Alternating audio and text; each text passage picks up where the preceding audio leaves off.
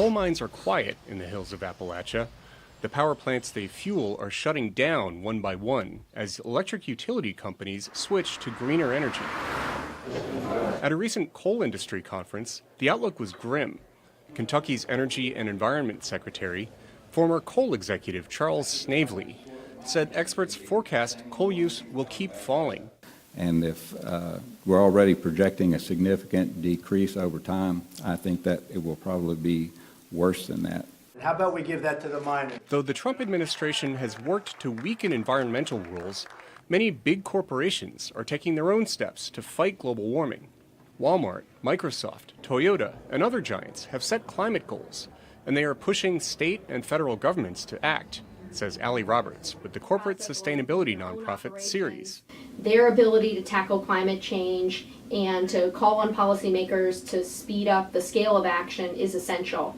Climate change has moved up the agenda in Washington since the 2018 elections swept a wave of left-leaning lawmakers into office.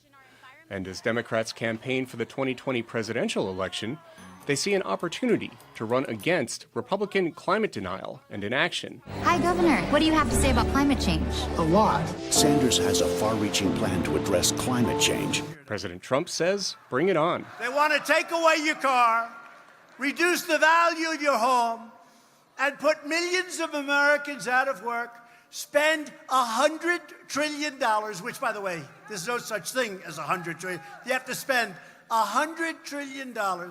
And remember this, no other country except us is going to do it. That's a little problem, too.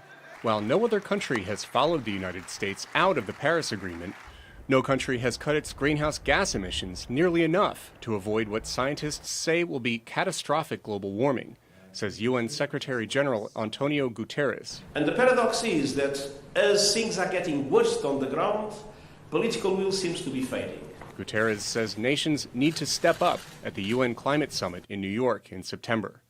Steve Baragona, VOA News, Washington.